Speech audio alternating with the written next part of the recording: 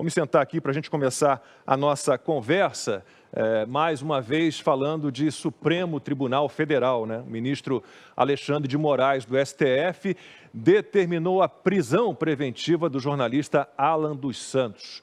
Ele também ordenou que a Polícia Federal inclua o mandado na lista da difusão vermelha da Interpol, para garantir que Alan seja capturado e volte ao Brasil.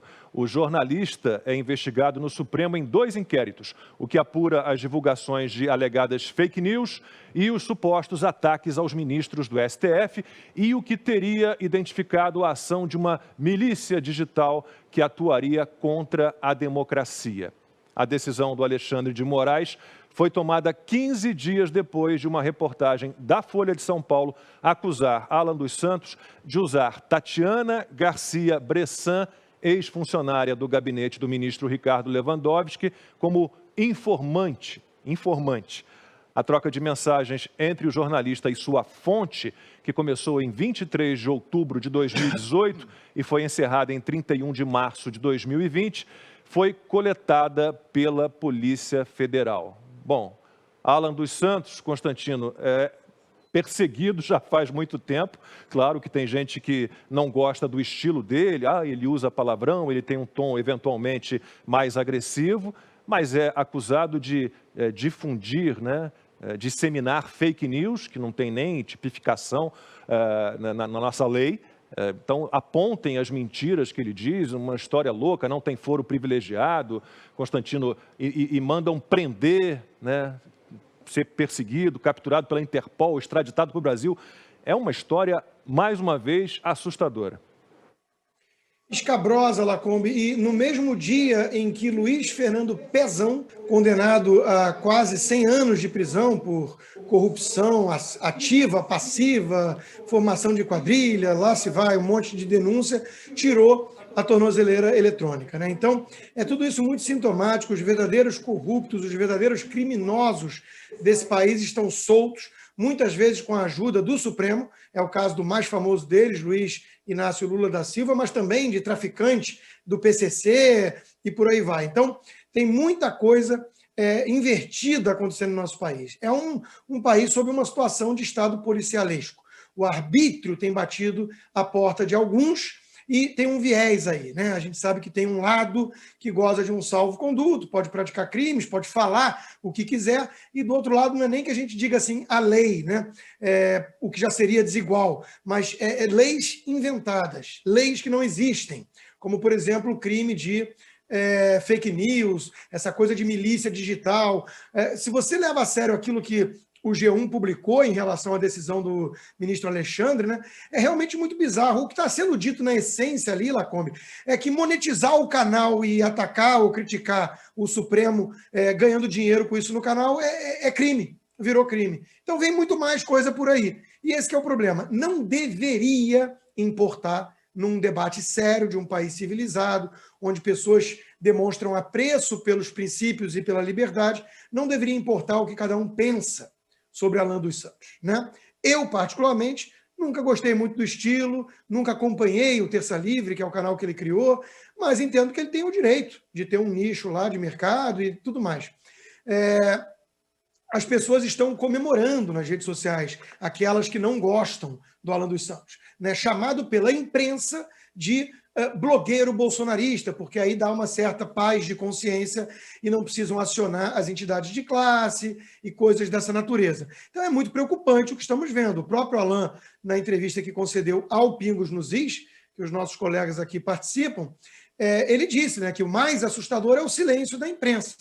E aí a gente pensa nisso, o silêncio dos bons, ou que deveriam se preocupar com certos valores e princípios, é mais assustador do que o grito dos maus. Nas redes sociais, ainda mais no Twitter, que já é mesmo uma cracolândia, está lá um bando de gente comemorando, falando você é o próximo, e tudo mais. Eles não estão muito preocupados com esses princípios. Mas isso revela também uma diferença importante. Eu quero lembrar aqui que quando, por exemplo, o humorista Danilo Gentili, ligado ao MBL, pessoas que eu, enfim, condeno em inúmeros aspectos pelas posturas, quando ele foi alvo de um certo arbítrio, eu saí em defesa, não dele, de um princípio.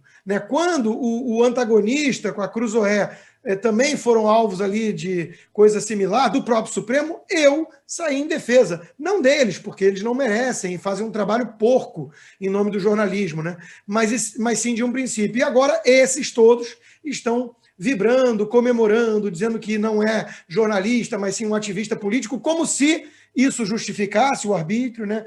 Então nós estamos vivendo, Lacombe, tempos perigosos, tempos sombrios, a ponto de eu não julgar quem, diante desse quadro, e tem exposição pública, decida, por exemplo, que não quer mais criticar o Supremo, né? Virou um ato perigoso hoje em nosso país. Tudo isso é muito ruim, ainda mais quando a gente lembra do que aconteceu ali no 7 de setembro, né, dos vários momentos em que o presidente Bolsonaro bradou, né, acabou, chega, eu preciso de uma autorização do povo. E quando a gente viu aquela mobilização toda e achou que alguma coisa ia resultar ali daquilo, né, em termos de mudança de postura, talvez, do Supremo. Teve uma conversa de 15 minutos entre o presidente e o próprio ministro Alexandre, intermediada pelo ex-presidente Temer, aquela história do acordo, né?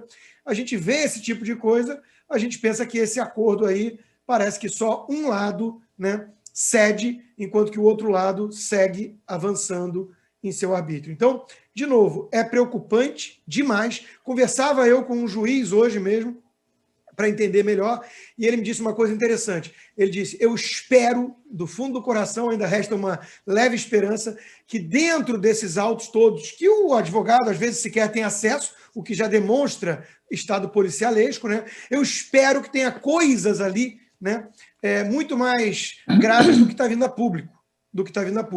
Porque o que estamos vendo e o que sabemos, né, nada justifica, muito menos uma prisão preventiva, mesmo que tenha ali calúnia, coisas gravíssimas, né, declarações em grupos de WhatsApp terríveis, nada justifica uma prisão preventiva por conta disso, ainda mais uma lista de Interpol para extraditar um jornalista. É tudo muito, muito temerário. Ana, como o Constantino falou, nós quatro aqui defendemos totalmente a liberdade de opinião, de expressão, livre pensar, e somos totalmente contra a censura, inclusive a censura a pessoas que pensam de forma diferente da nossa, né? Lacombe, inclusive, se eu não me engano, o último, direto ao ponto, né, do Augusto Nunes, na Jovem Pan, alguns opositores do jornalista tentaram espalhar uma fake news de que o Augusto Nunes ele defendia o fascismo, porque ele disse, numa das falas, que até quem defende o fascismo tem a liberdade de expressão de defender o fascismo ou o comunismo, né? E foi exatamente esse o ponto que você tocou, né? Nós defenderemos sempre a liberdade de expressão, de defender ideias, até as ideias mais esdrúxulas, mais absurdas, né? Isso é a verdadeira liberdade de expressão, é a primeira emenda aqui nos Estados Unidos. E para injúria, calúnia e difamação, nós temos as nossas leis. Eu estava assistindo uma entrevista da doutora Tameia Danelon, né, professora aí de Direito Penal, e ela explicando que não há tipificação nenhuma no Código Penal sobre fake news e que a peça do ministro Alexandre de Moraes é uma peça muito vaga, é uma peça que não vai se sustentar e que existe, inclusive, um abismo, né, muito grande entre o pedido de prisão do Alexandre de Moraes e a aceitação desse pedido pela Interpol, né, por exemplo. Existe um abismo aí. E só lembrando também, Lacombe, que há poucos dias o ditador Nicolás Maduro também pediu à Interpol a prisão do jornalista Roberto Diniz por incitamento ao ódio, por críticas, e tudo isso que o próprio Alexandre de Moraes colocou nessa peça dele aí, que muitos juristas estão dizendo que a peça não se sustenta, né? É uma peça muito vaga. Tem outro ponto também que a doutora Tameia Danelon traz nessa análise dela que ela fez essa semana sobre esse acontecido, de que não é o STF não é aí exatamente a jurisdição para colocar o Alan, né, nesse processo, a não ser que ele esteja envolvido com alguém de foro privilegiado, porque o Alan não tem foro privilegiado, e isso deveria ser remetido aí às instâncias inferiores, e não ao Supremo Tribunal Federal. De qualquer maneira, Lacombe, mais um absurdo, mais uma canetada draconiana, tirânica do ministro Alexandre de Moraes. E duas coisas me impressionam muito. Uma é isso que o Constantino tocou, o silêncio de parte da imprensa, a comemoração de parte da imprensa, mas até aí a gente já tem visto desde 2018, desde a eleição do presidente Jair Bolsonaro, que é assim que a banda está tocando para quem tem oposição ou críticas nada construtivas a esse governo, mas o que impressiona é o silêncio e a comemoração de alguns ditos conservadores, liberais, né, que antes lutavam contra o PT, contra a corrupção, contra o partido mais corrupto do Brasil, e a favor da liberdade, e enaltecem aí presidentes americanos que sempre lutaram para a liberdade americana e mundial também, que sempre enalteceram a primeira emenda americana, que protege liberdade de expressão, de imprensa, e agora estão em absoluto silêncio e alguns até comemorando essa atrocidade, essa inconstitucionalidade do ministro Alexandre de Moraes. De novo, né? A pandemia colocou máscaras aí nas faces de todo mundo, mas muitas máscaras estão no chão, e principalmente em relação a esses ditos liberais e conservadores que, por não gostarem do trabalho do Alan dos Santos, e aí você tem o direito de não gostar, de julgar, de falar, não gosto da maneira como ele fala, como isso, como aquilo. Agora, aprovar uma medida dessa, para a gente ter uma ideia, até jornalistas completamente opostos aí ao Alan dos Santos, como o jornalista americano, que aqui nos Estados Unidos tem um perfil muito diferente do perfil que tem no Brasil, que é o Glenn Greenwald, até ele saiu em defesa da fonte, do sigilo da fonte do Alan dos Santos, num texto recente, né, para você ver o nível de arbitrariedade do Alexandre de Moraes. E, no entanto, os nossos conservadores, que adoram ler Edmund Burke, estão em absoluto silêncio e uns até comemorando essa atrocidade. E o Augusto Nunes, que a Ana citou, escreveu um artigo definitivo na Revista Oeste, não nessa última, na anterior, sobre esse caso do Alan dos Santos, sempre tratado como blogueiro, nunca como jornalista, e a fonte dele tratada como informante ou como espiã, algo inacreditável. E, Fiuza, o STF ele consegue se superar nessa escala de absurdos, né? Inventaram aquele mandado de prisão em flagrante contra o deputado Daniel Silveira e agora acionam a Interpol, a Polícia Internacional, para capturar o Alan dos Santos e extraditá-lo para o Brasil. Baseado em quê? Em que crime? É muito difícil.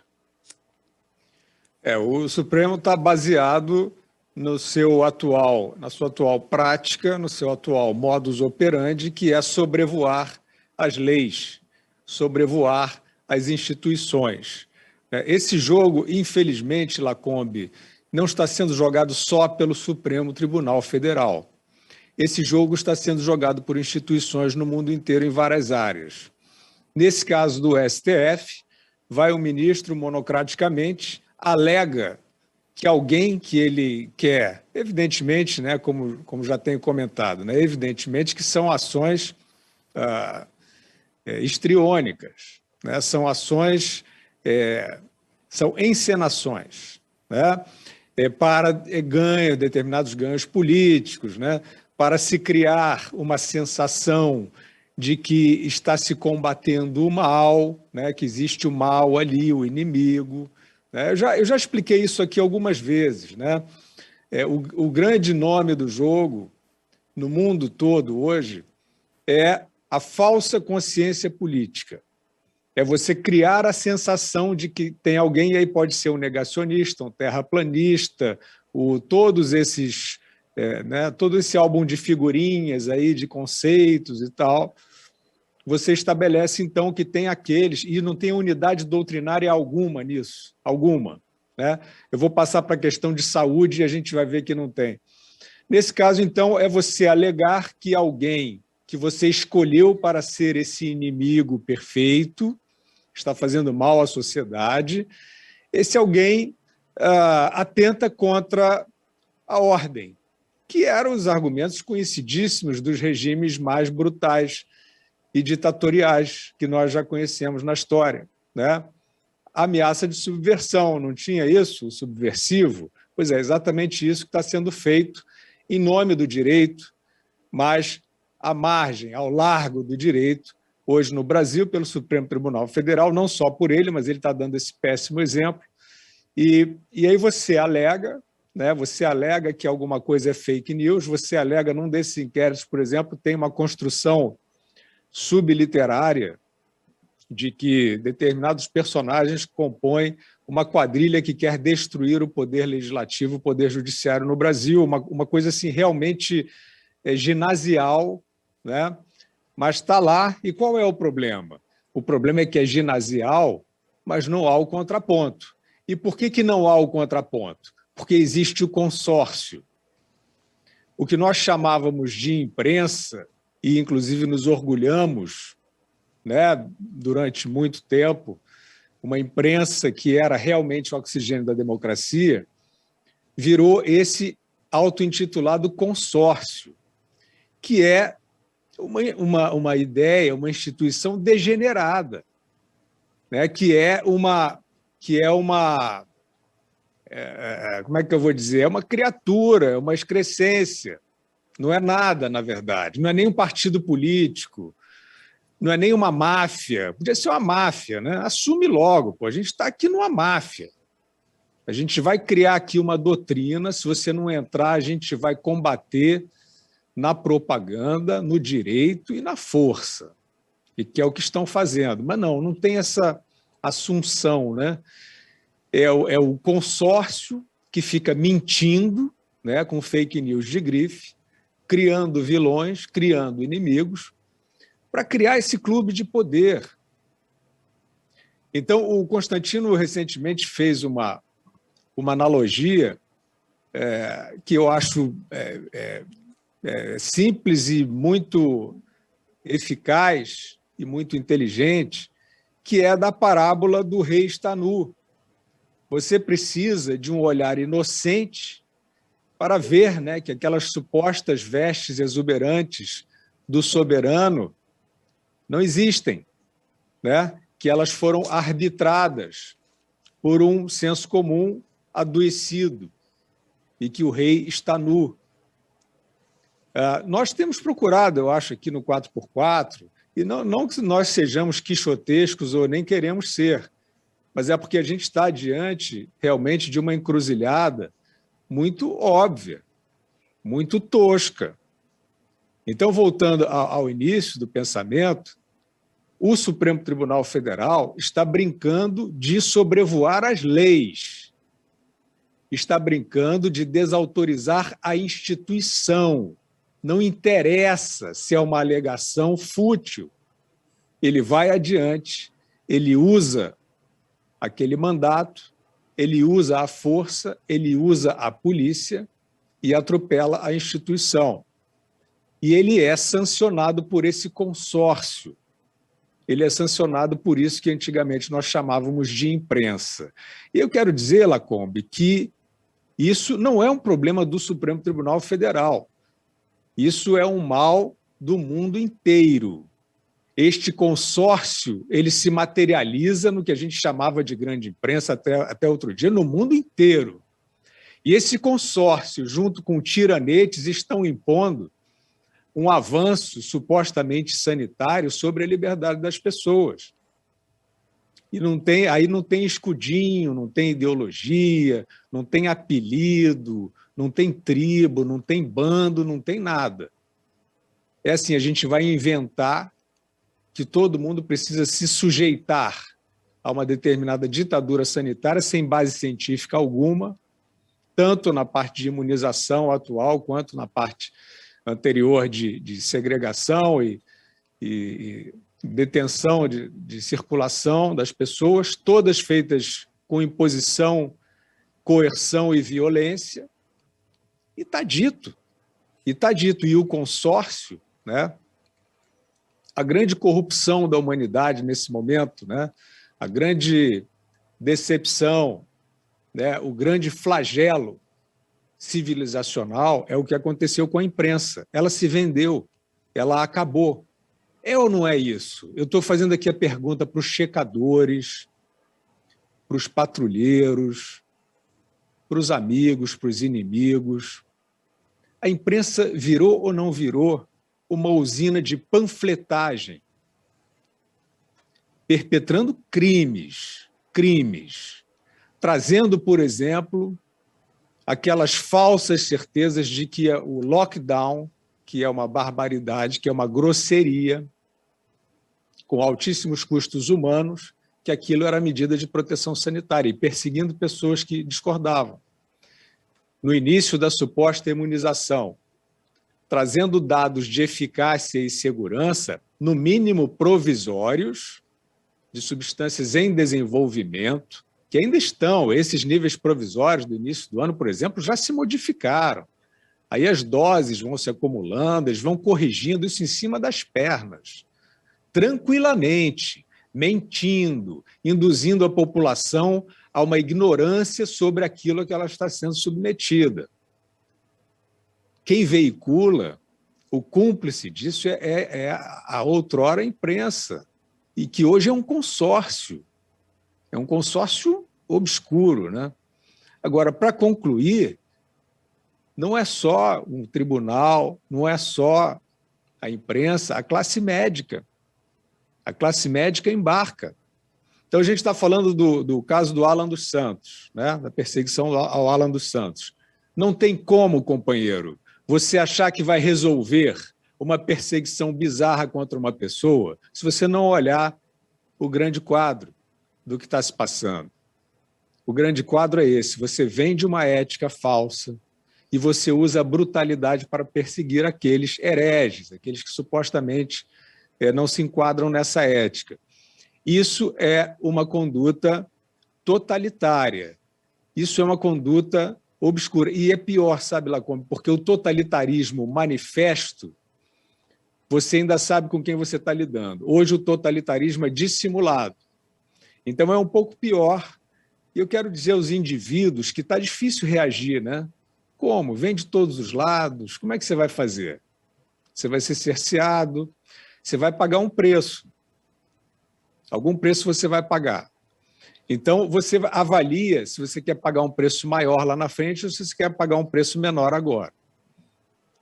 O mal disfarçado de bem é o pior dos males, né? Eu não tenho dúvida disso.